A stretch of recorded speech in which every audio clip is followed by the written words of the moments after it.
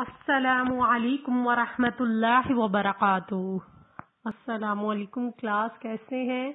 امید کرتی ہوں بہت انجوائے کر رہے ہوں گے۔ اگرچہ گرمی بہت زیادہ بڑھ گئی ہے، لیکن یہ سب چیزیں بھی اللہ تعالیٰ کی کہیں نہ کہیں حکمت ہوتی ہے کہ ہمارے لیے یہ حالات بھی بہترین ہیں، تو اس پر بھی اللہ کا شکر ادا کیجیے۔ اوکے جی، آج کے میسیج کے ساتھ آگے چلتے ہیں۔ امید کرتی ہوں کہ آپ نے وہ رکوع پڑھا ہوگا، اور جیسا کہ ساتھ ساتھ کلاس میں ہر کوئی ٹائم اچھے طریقے سے دے اور ساتھ ساتھ اس کو یاد کر کے لکھتے چلے جائیے تاکہ آپ کا ٹائم کا خرچ نہ ہو اور بہترین یاد ہو جائے۔ میں نے پہلے بھی آپ کو یہ بات بتا چکی ہوں کہ جس قدر بہترین طریقے سے آپ ترجمہ یاد کریں گے اتنا ہی بہتر آپ کے لیے ہوگا۔ اگر آپ ترجمے کو سکپ کر دیں گے کہ کسی فرینڈ سے پوچھ لوں گی تو آپ اب نہ صرف لانگ کویسچنز جو میجر پورشن ہے بلکہ اسی سے متعلق ہی شارٹ کویسچن میں بھی آپ کے 40 مارکس کے لیے شارٹ کویسچنز ہیں، اور وہ سارے کے سارے بلکہ ایک میجر پورشن اس میں سے لگا لیں کہ 30% یہ آیات سے متعلق ہی آتے ہیں، اس میں کہ کوئی بھی عربی ورڈ بھی آ جاتا ہے کہ اس کا لکھیں۔ ہو سکتا ہے کہ آپ کے پاس ساتھ میں چوائس ہے تو آپ کو کوئی اور کویسچن آتا ہو اور آپ وہ کر لیں، لیکن بہترین چیز یہ ہے کہ اس کو اچھی طرح اٹیمپٹ کیجئے، ان کو یاد کیجئے۔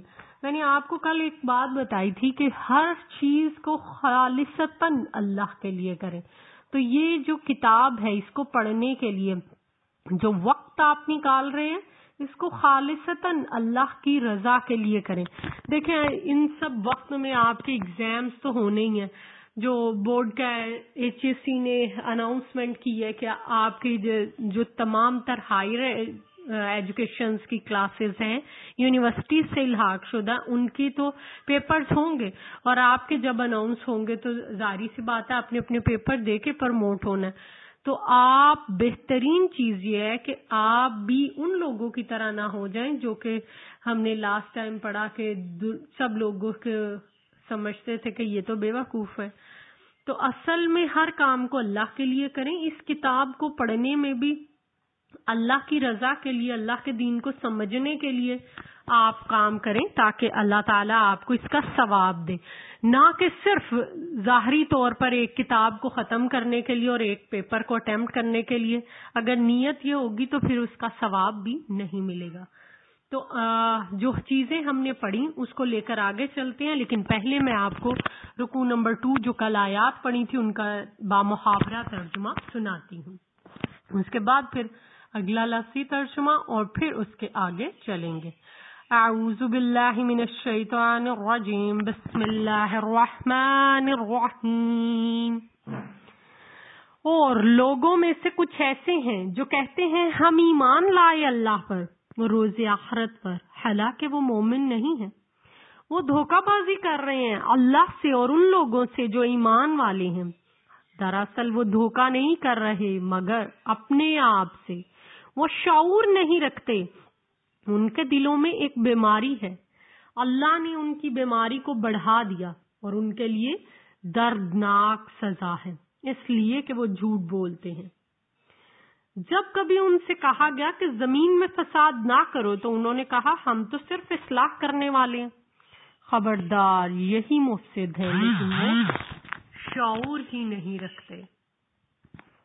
جب کہا جاتا ہے ان کے لیے کہ ایمان لے لاؤ جیسا کہ ایمان لائے ہیں دوسرے لوگ، تو کہتے ہیں ہم ویسے ایمان لائیں جیسا کہ بے وقوف لوگ، احمق لوگ ایمان لائیں۔ خبردار، بلا شبہ یہی احمق ہے لیکن یہ جانتے نہیں ہیں۔ اور جب ان لوگوں سے ملتے ہیں جو ایمان لائے ہیں تو کہتے ہیں ہم بھی ایمان لائے ہیں، اور جب اپنے شیطانوں کی طرف تنہا ہوتے ہیں تو کہتے ہیں دراصل ہم تو تمہارے ساتھ ہیں، ہم ان لوگوں سے صرف مذاق کر رہے ہیں۔ اللہ ان سے مذاق کر رہا ہے، انہیں مہلت دے رہا ہے، یہ اپنی سرکشی میں بھٹکتے پھرتے ہیں۔ جی یہ تھا آپ کا کل کا رکوع جو ہم پڑھ چکے ہیں. امید کرتی ہوں کہ آپ کی ریویژن ایک دفعہ پھر سے آپ نے جب پڑھا ہوگا تو الفاظ اور دوبارہ سب چیزیں جو اس سے متعلق ہم پڑھ چکے ہیں آپ کے مائنڈ میں آئی ہوں گی، آپ کی میموری میں، جو کہ بہت زیادہ ضروری ہے. اس کو ایک طرح آپ نے ریکال کر لیا ہوگا اور اسی کی بیس پر آگے ہمیں چلنا ہے. بسم اللہ الرحمن الرحیم. اگلا ترجمہ دیکھیے اسٹوڈینٹس، پیج نمبر 30 پہ آپ کی بک کے، جیسا کہ میں نے آپ کو بتایا کہ آپ کا کس طرح کا ہوگا کہ اولئک الذین اشتروا الضلالۃ، یہی وہ لوگ ہیں جنہوں نے خرید لیا گمراہی کو. اولئک یہی لوگ ہیں، الذین جن لوگوں نے، اشتروا خرید لیا، الضلالۃ گمراہی کو، بالہدی ہدایت کے بدلے، با سات بدلے. فما پس نہیں، ربحت فائدہ دے گی، تجارتہم ان کی تجارت، وما اور نہیں، کانو یہ ہیں، محتدین ہدایت حاصل کرنے والے نہیں ہیں. یہ وہ لوگ ہیں جنہوں نے خرید لیا گمراہی کو ہدایت کے بدلے، پس نہیں فائدہ دے گی ان کی تجارت، یہ ہدایت حاصل کرنے والے نہیں ہیں. مثلہم کمثل الذی، مثلہم مثال ان کی، کمثل الذی اس کی طرح ہے، استوقد جس نے روشن کیا، نارن آگ کو، فلما پس جب، اضاءت روشن کر دیا، ما حولہ ماحول اس کا، ذہب اللہ لے گیا یا ختم کر دیا اللہ نے، بنورہم باسات، نوری نورہم ان کے نور کے ساتھ، وا اور تارکہم چھوڑ دیا ان کو، فی میں ظلمات اندھیروں میں، لا یبصرون وہ دیکھتے نہیں ہیں، سمم بہرے ہیں، بکمن گونگے ہیں، امیون اندھے ہیں، فہم لا یرجعون پس وہ پلٹیں گے نہیں. او قصیب یا جیسے بارش ہے، من السماء آسمان سے ہو رہی ہے، فیہ ظلمات اس میں اندھیرے ہیں، ورعد کڑک، وبرق چمک، یجعلون ٹھونس لیتے ہیں، اصابعہم انگلیاں اپنی، اصابع انگلیاں، ہم اپنی یا ان کی، فی میں آذانہم اپنے کانوں میں، من الصواعق کڑاکے سے، حذر ڈر کی وجہ سے، موت کے خوف کی وجہ سے، وا اور واللہ اور اللہ محیط گھیرے ہوئے ہے، بالکافرین کافرین کو.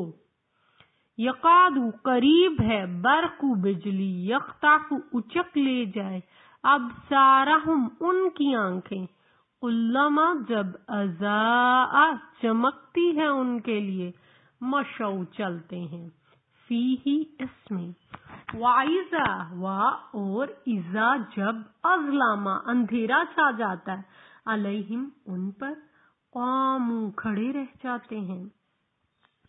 وَلَوْ اور اگر شاء اللہ چاہتا اللہ، لذہب چھین لیتا، بسمعہم ان کے کانوں کو، باسات سمعی سماعت کو، ہم ان کی، وا اور ابصارہم اور ان کی آنکھوں کو. ان اللہ بے شک اللہ، علی کل شیء قدیر ہر چیز پر قدرت رکھنے والا ہے. ڈیئر اسٹوڈینٹس، اب ہم بامحاورہ ترجمہ دیکھتے ہیں کہ ان آیات کا بامحاورہ ترجمہ کیا ہے. یہ وہ لوگ ہیں جنہوں نے خرید لیا گمراہی کو ہدایت کے بدلے، بس ان کو فائدہ نہیں دے گی ان کی تجارت، یہ ہدایت حاصل کرنے والے نہیں ہیں. ان کی مثال اس شخص کی ہے جس نے آگ روشن کی، جب اس نے اس کے ماحول کو روشن کر دیا تو اللہ نے روشنی ختم کر دی اور انہیں اس حالت میں چھوڑ دیا کہ وہ اندھیروں میں کچھ نہیں دیکھتے. یہ بہرے ہیں، گونگے ہیں، اندھے ہیں، اب نہیں پلٹیں گے. یا جیسے آسمان سے بارش ہو رہی ہے، اس میں اندھیرے ہیں، کڑک اور چمک ہے، ٹھونس لیتے ہیں یہ اپنی انگلیاں اپنے کانوں میں کڑاکے کی وجہ سے، موت کے ڈر سے، اور اللہ ان کافروں کو گھیرے میں لیے ہوئے۔ قریب ہے کہ بجلی اچک لے جائے ان کی آنکھیں، جب وہ چمکتی ہے تو ان کی روشنی میں چلتے ہیں، اور جب ان پر اندھیرا چھا جاتا ہے تو کھڑے ہو جاتے ہیں۔ اگر چاہتا اللہ تو ان کے کان اور آنکھیں چھین لے جاتا، بے شک اللہ ہر چیز پر قادر ہے۔ اب اپنی بک پہ آیت نمبر 16 یعنی 16 نمبر آیت کو دیکھیے، اس کی تشریح کا ملاحظہ ہے کہ اولئک الذین اشتروا الضلالۃ، وہی لوگ جنہوں نے کہ ہدایت کے بدلے میں گمراہی کو خرید لیا۔ یہاں اللہ تعالیٰ فرماتے ہیں کہ منافقین نے ایمان کی دولت کے بدلے میں، ایمان جو دنیا کی سب سے بہترین چیز ہے، اس کو دے کر انہوں نے گمراہی خریدی ہے۔ تو یہ جو ان کی تجارت ہے، تجارت کہتے ہیں کسے؟ کچھ اگر آپ اپنی محنت، صلاحیت، قابلیت، پیسہ کسی چیز میں لگائیں تو بدلے میں آپ کو پروفٹ ہو، کچھ لین دین، نفع و نقصان کا جو تبادلہ ہے وہ آخر میں ہوتا ہے۔ تو اللہ تعالیٰ کے نزدیک انہیں ان کی تجارت کچھ فائدہ نہ دے گی، بلکہ کیا ہوگا کہ یہ کیا کرے، یہاں پر مومنین کے لیے ہم تو تمہارے ساتھ ہیں، پھر کافروں کی طرف جا کر کہتے ہیں ہم تو مومنوں سے مذاق کر رہے ہیں، ہم تو اصل میں تمہارے ساتھ ہیں۔ تو دو رنگی، دو چہروں والی پالیسی ان کو فائدہ نہیں دے گی۔ ان کو ایسے محسوس ہو رہا ہے کہ یہ دنیا میں تھوڑا سا مال لے لیں گے یا دونوں طرف سے فائدے میں رہیں گے۔ اللہ تعالیٰ کہہ رہے ہیں بلکہ اس سے تو انہوں نے اپنا نقصان ہی کر لیا ہے، کیونکہ ہدایت ہی سب سے بہترین چیز اور وہ ہدایت پر نہیں آ رہے۔ اس سے پتہ چلتا ہے کہ ایمان فائدے کی چیز ہے اور کفر تو نقصان کی چیز ہے۔ اب آیت نمبر 17 کو دیکھیے، مثلہم کمثل الذی استوقد نارا، مثال ان کی جس طرح کے اس طرح اس شخص کی سی ہے جس نے روشن کیا ہے ایک آگ کو۔ یہاں اللہ تعالیٰ نے جو اس آیت میں بیان کر دیا کہ ایک آگ کو روشن کیا اور اس سے اس کا ماحول روشن ہو گیا، تو کیا ہے، جب ہر چیز ماحول روشن ہو گیا یعنی ہر طرف بہت زیادہ روشنی تھی، ہر چیز واضح نظر آ رہی ہے، تو کیا ہے، اللہ نے ان کی روشنی کو ختم کر دیا۔ اب جب آپ ایک ایسی جگہ پر آئے ہیں جہاں پر بہت زیادہ روشنی ہے لیکن آپ کے پاس ہی آنکھیں نہ ہوں تو کیا ہوگا اس روشنی کا فائدہ؟ کیونکہ ایک اندھے کے لیے اس روشنی اور تاریکی میں کوئی فرق نہیں ہوتا، وہ تو اندھا ہے، اس کو تو کچھ نظر نہیں آ سکتا، اس کے پاس بینائی نہیں ہے، تو اللہ نے بھی اس کی روشنی کو ختم کر دیا۔ اللہ تعالیٰ اس کو نور کو لے گئے اور اس کو چھوڑ دیا تاریکی میں، اور وہ نہیں دیکھتے۔